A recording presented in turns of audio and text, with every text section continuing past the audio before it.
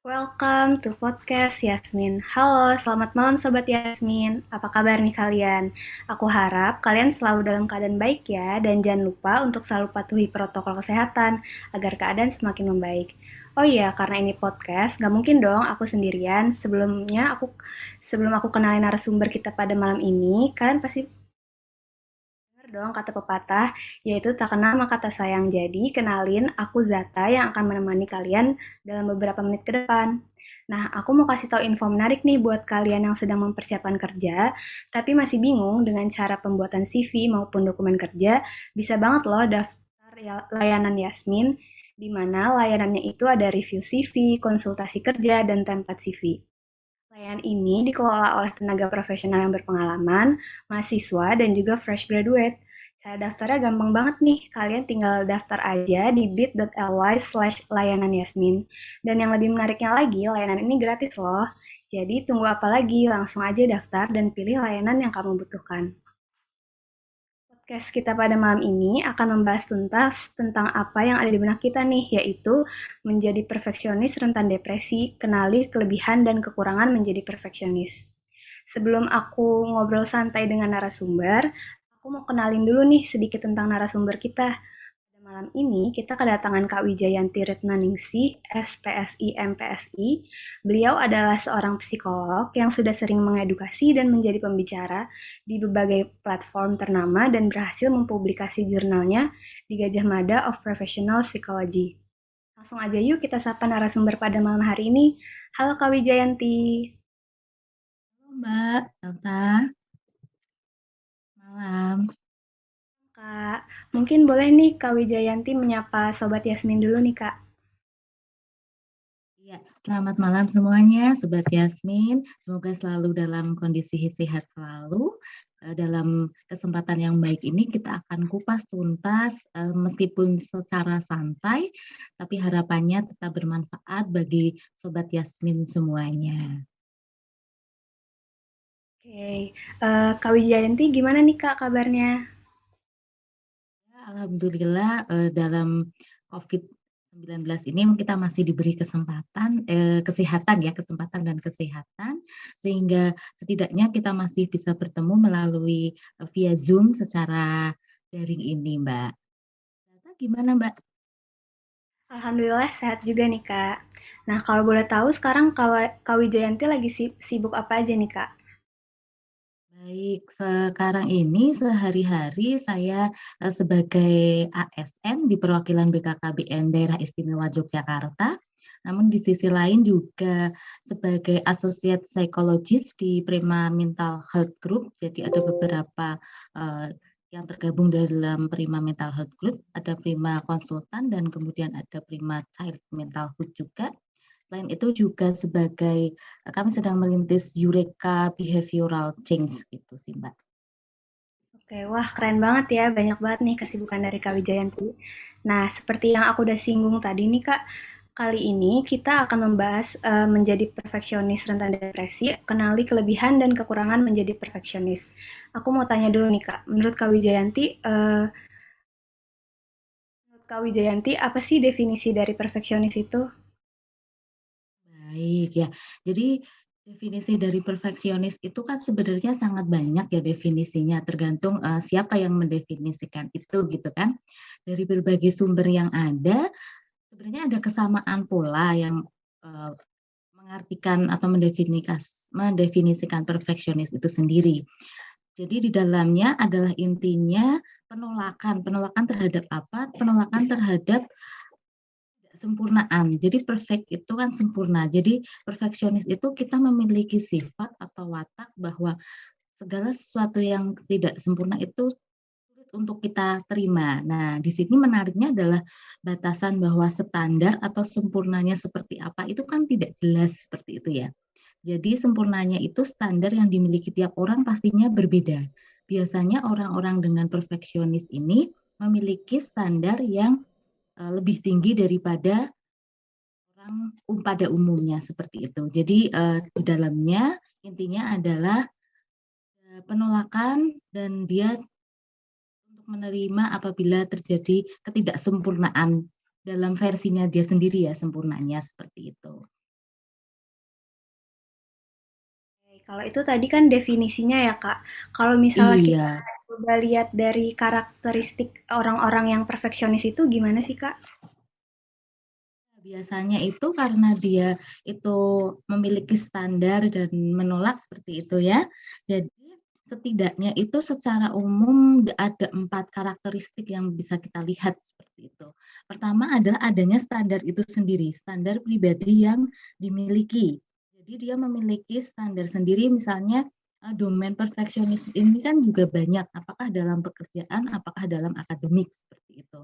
Sebagai contohnya ketika di dalam akademik, dia memiliki standar di semua mata pelajaran dia harus sempurna dengan nilai 100 ketika ujian, misalnya seperti itu gitu kan.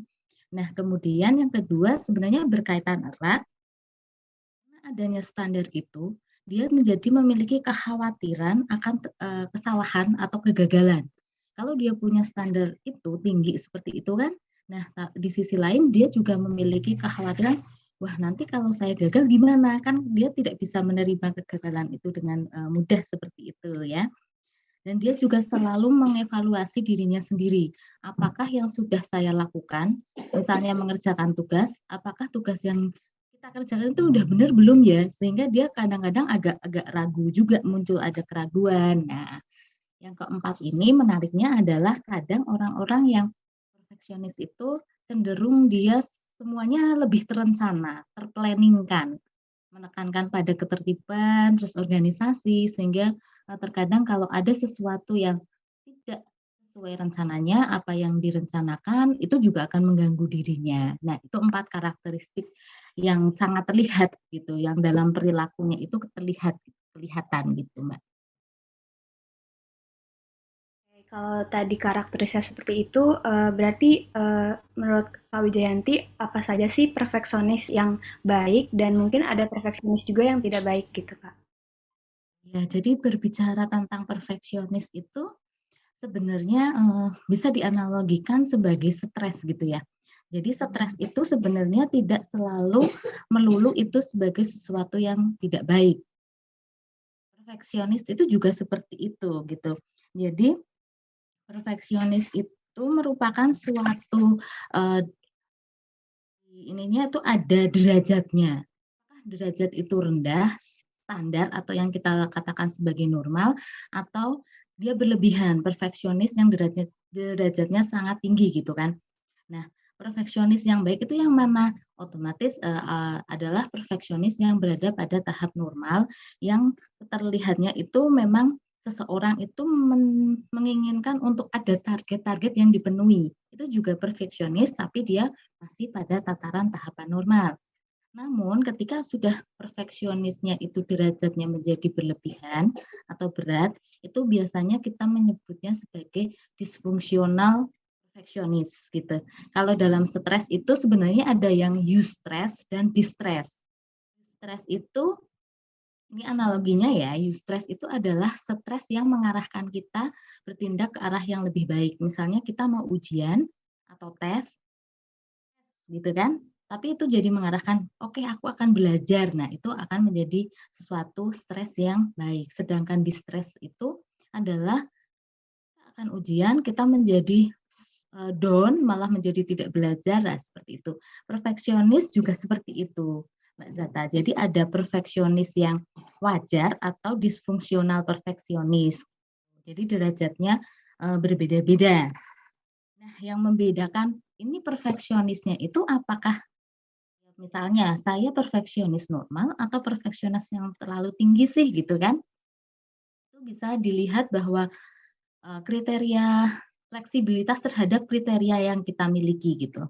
Jadi ketika kriteria itu sudah harga mati yang tidak bisa diganggu gugat, pokoknya harus 100 semua gitu, itu lebih ke arah yang fungsional. Biasanya orang-orang yang perfeksionisnya itu normal seperti itu, dia memiliki kriteria standar tapi situasi atau kondisi itu berubah, ya nggak apa-apa sih kriterianya diturunkan, jadi lebih fleksibel. Nah, di sisi lain juga toleransi terhadap kegagalan. Atau yang dimaksud toleransi terhadap kegagalan adalah dengan perfeksionisme yang baik atau yang normal itu ketika menerima kegagalan apa, mungkin dia akan sedih gitu kan, akan introspeksi diri tapi tidak berlarut-larut.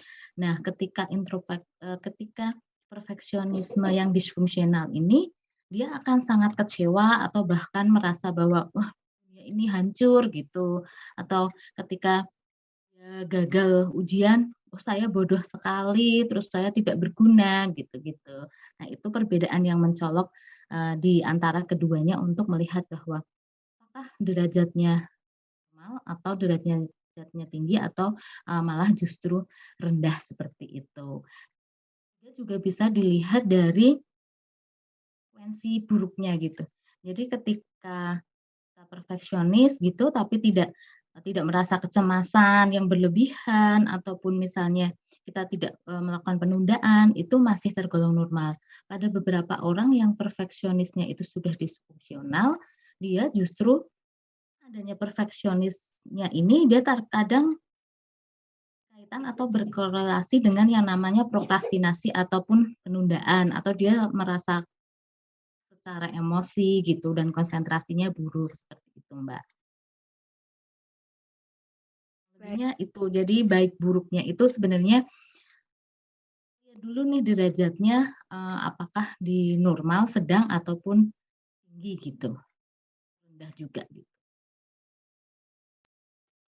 Oke, jadi ada ambang batasnya ya Kak untuk perfeksionis tersendiri itu. Ya, iya, jadi dia ada kontinunya gitu kan. Jadi ada, rendah, kemudian sedang, dan, tinggi itu sendiri atau berat.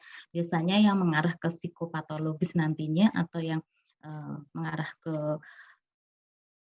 kesehatan mental yang kurang baik itu biasanya yang terlalu tinggi seperti itu. Oke, nah kalau misalnya di dunia pekerjaan sendiri Kak, kira-kira menjadi perfeksionis itu perlu nggak ya Kak?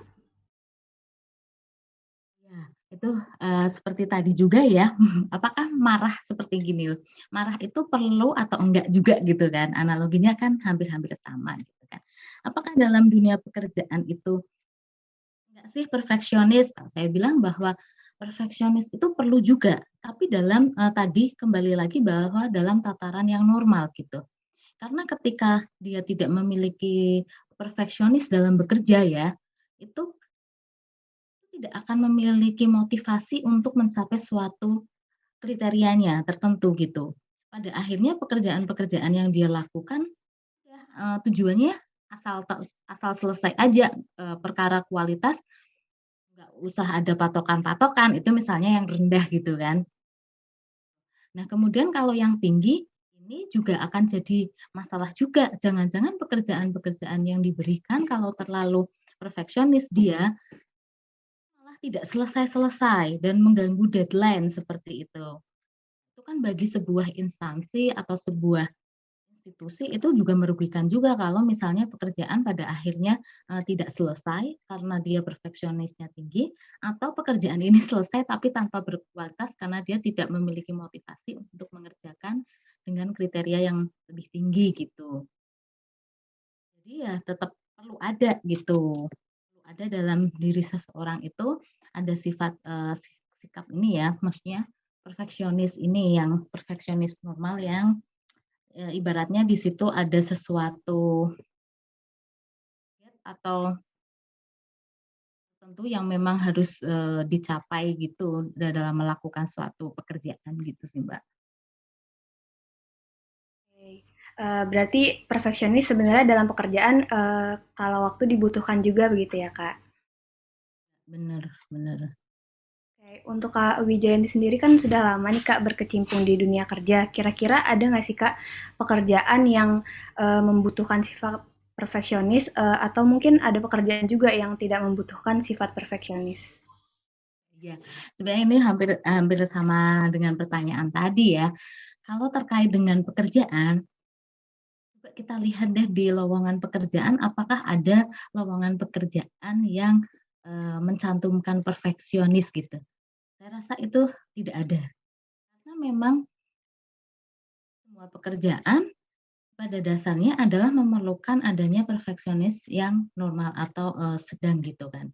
Beda dengan, ketelitian atau apa gitu kan, ketelitian atau dia komunikasi bahasa Inggris bagus, itu di beberapa requirement pekerjaan mesti ada dicantumkan, misalnya keterampilan atau apa gitu. Sedangkan untuk perfeksionisme sendiri, selama saya di dunia psikologi ini, maksudnya dengan teman-teman yang dari psikologi industri organisasi, tidak pernah mencantumkan, ini perfeksionis, di kriterianya perfeksionis, itu tidak ada. Sehingga pekerjaan apa sih yang memerlukan sikap perfeksionis dan pekerjaan apa yang tidak gitu kan. Pada dasarnya ya seperti stres tadi ini, jadi kita semua pekerjaan itu memerlukan perfeksionis tapi pada porsi yang tepat gitu. Orang misalnya, butuh makan tapi pada porsi yang tepat juga gitu. Tidak ada, khusus misalnya, pekerjaan insinyur itu harus perfeksionis gitu-gitu kan. Nah itu enggak ada, atau misalnya psikolog itu harus perfeksionis, itu enggak. Jadi ketika perfeksionismenya ini sudah tahapannya ke tinggi, semua pekerjaan itu kadang akan justru terganggu gitu kan, gitu. Jadi cukup pada porsinya dan dibutuhkan di semua pekerjaan, gitu sih. Oke, jadi buat orang-orang yang merasa dirinya itu perfeksionis atau mungkin sudah merasa kalau perfeksionisnya dia itu mengganggu kehidupan sehari-harinya dia, kira-kira gimana Kak cara mengatasi atau mungkin mengurangi sifat perfeksionisnya dia gitu Kak? Jadi perfeksionisnya itu sudah dirasa misalnya, "Wah ini kok saya jadi menunda," pokoknya sudah mengganggu kehidupan sehari-hari ya. Biasanya kalau dalam ukuran psikologis seperti itu. Suatu itu dikatakan berlebihan ketika itu sudah mengganggu kehidupan sehari-harinya. Jadi, apakah ada perasaan-perasaan tidak menentu, seperti itu. Kemudian apa sih yang harus dilakukan ketika kita sudah menyadari ini sudah bagus sekali ya, karena bagian besar maksudnya yang paling susah itu adalah menyadari bahwa, oh ternyata saya kelebihannya di sini, kekurangannya di sini. Oh ternyata saya ini ya perfeksionisnya mengarah ke yang tinggi nih gitu kan. Berarti kan di situ ada sesuatu yang harus kita rem nih. Apa ya yang kita rem agar tidak terlalu bablas menuju disfungsional perfeksionis ini bisa dilakukan atau berdasarkan berbagai penelitian dan, yang biasanya saya lakukan dengan klien adalah dengan, yang namanya secara garis besar itu menggunakan cognitive behavioral therapy gitu. Jadi sebagian besar dari orang-orang yang memiliki sifat atau sikap perfeksionis ini memiliki yang namanya berpikir ya, maksudnya bukan salah berpikirnya gitu, tapi ada yang namanya negatif automatic thoughts atau, NAT gitu. Jadi ketika, lebih jelasnya seperti ini, contohnya adalah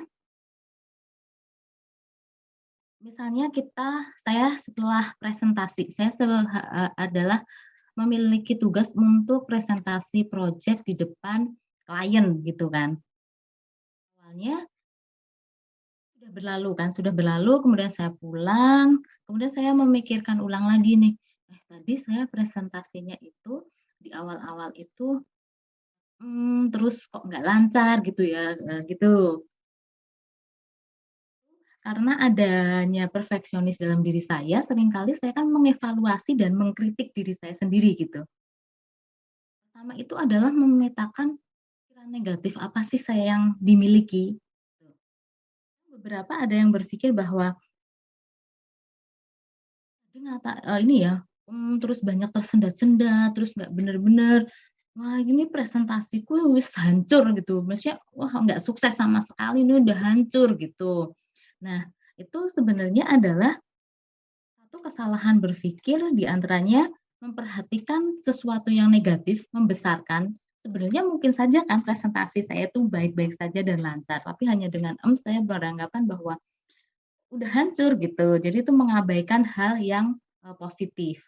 Atau negatif lain yang buruk adalah tidak berpikir bahwa presentasinya udah hancur, tapi langsung berpikir bahwa, "Bodoh banget ya." Nah, itu melabeli diri sendiri dengan suatu yang negatif juga gitu kan. Atau negatif automatic touch yang lain adalah misalnya, "Wah, saya seharusnya bisa lebih baik, kok tadi saya ya kurang optimal ya, kurang maksimal ya." Jadi ada should-nya bahwa seharusnya saya gitu. Nah, itu yang perlu dipetakan pikiran negatif apa sih yang kita gitu. Karena biasanya mungkin saja pikiran negatif yang dimiliki itu tidak sepenuhnya benar gitu. Kalau tadi misalnya, wah presentasi saya hancur gitu, kita bisa melihat setelah kita katakan, oh ternyata pikiran negatif yang membuat saya terlalu mengkritik diri saya sendiri, kecewa terhadap diri saya sendiri itu adalah negatif automatic touch yang memperhatikan negatif dan mengabaikan hal positif yang terjadi. Pas presentasi itu semuanya itu terlihat antusias, tapi saya mengabaikan itu. Yang saya ingat itu pokoknya saya awal-awal kurang lancar nih presentasinya gitu kan. Sudah memetakan NAT ini, kita bisa melihat ada bukti-bukti gitu kan. Disertai dengan bukti-bukti pemikiran itu tuh benar apa enggak sih gitu. Di sisi lain ketika bukti itu, oh enggak juga, toh, mereka pesertanya mereka antusias untuk bertanya, kemudian memberikan feedback yang bagus juga, dan tidak ada tuh teman-teman ataupun atasan kita yang mengatakan bahwa presentasi saya itu jelek, berarti itu kan sebenarnya alternatif-alternatif pikiran yang lebih positif gitu kan. Jadi, cara mengatasi atau mengurangi perfeksionisme biasanya adalah dengan merubah pemikiran negatif yang kita miliki. Itu adalah untuk kita mengubah lebih fleksibel deh terhadap standar yang kita miliki. Jadi, standarnya 100 kita turunin, gimana sih kalau 80, itu akan lebih membuat kita tidak tegang, tidak cemas, atau tidak merasa tidak berdaya, seperti itu. Ataupun kalau misalnya memang presentasinya itu kurang maksimal, ya kita juga bisa memperluas toleransi kita terhadap kegagalan. Oke, nggak apa-apa, kegagalan merupakan bagian dari sebuah pembelajaran, gitu-gitu sih, Mbak. Oke, jadi cara mengatasinya itu setidaknya kita bisa merubah pikiran negatif yang kita miliki, kemudian menjadi Iya, fleksibel terhadap standar yang kita yakini gitu ya, Kak. Mbak, karena biasanya dengan mengubah pikiran itu akan mengubah perasaan kita menjadi lebih positif. Ketika pikirannya lebih positif, perasaan kita menjadi lebih positif. Pada akhirnya perilaku atau yang kita lakukan, doing-nya itu juga akan lebih positif juga gitu.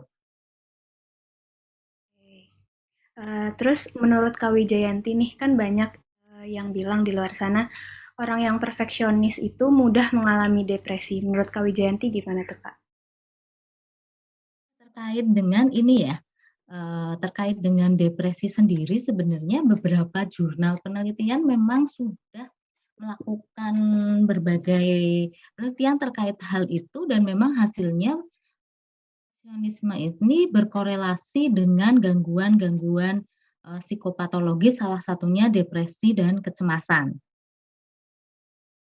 Jadi munculnya psikopatologis, jadi depresi itu kan salah satu psikopatologis gitu kan. Jadi munculnya psikopatologis itu kan, ada karena dari dalam dan juga dari luar. Adanya perfeksionisme ini bisa dikatakan sebagai faktor resiko. Faktor resiko adalah faktor yang meningkatkan terjadinya suatu gangguan itu sendiri. Perfeksionis itu bisa dijadikan sebagai faktor resiko yang dapat meningkatkan depresi gitu kan. Jadi misalnya nih, misalnya Mbak Zata memiliki inilah perfeksionis gitu kan. Saya punya nih, terus kejadiannya sama adalah, kita gagal di misalnya nggak lolos kerjaan sama-sama gitu. Bedanya ketika, kegagalan itu terjadi karena Mbak Zata itu tidak memiliki perfeksionis, ya udah sih saya bisa untuk melakukan hal yang, mendaftar di tempat yang lain atau melakukan seperti apa gitu kan.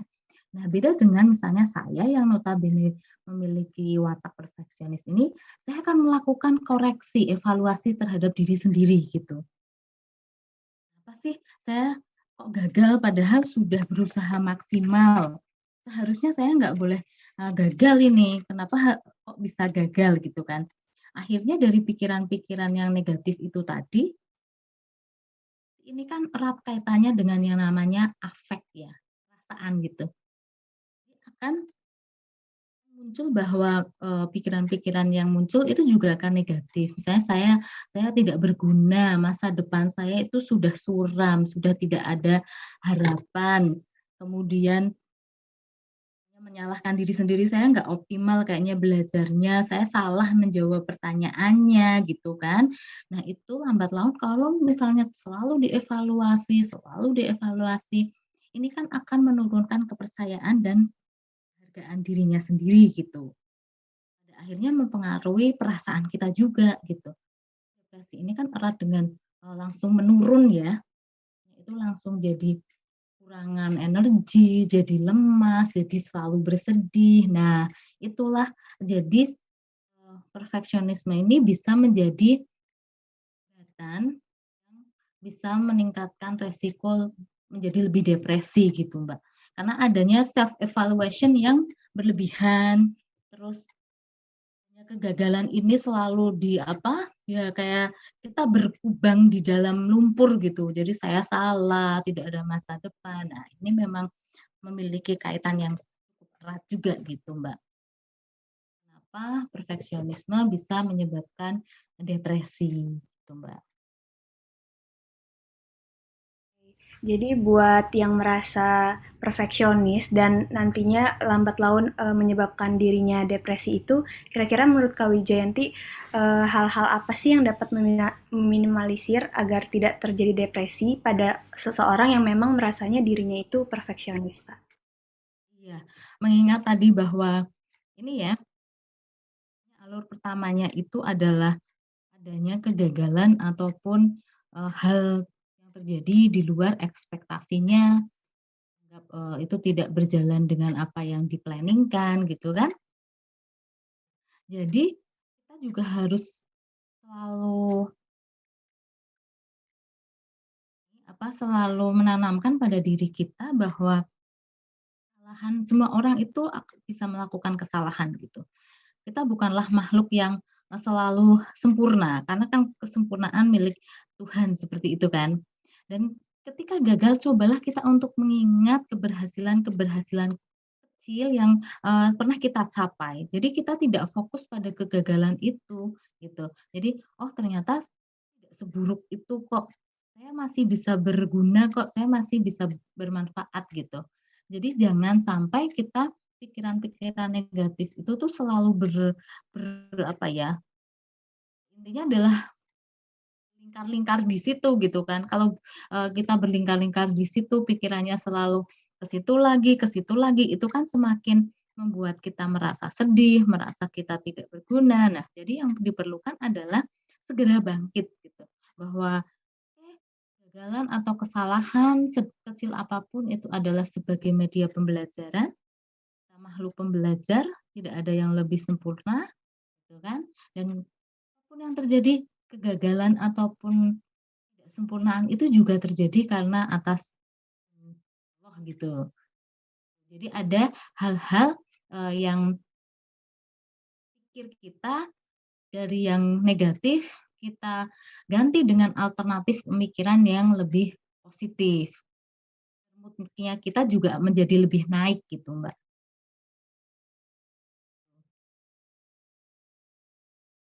Oke,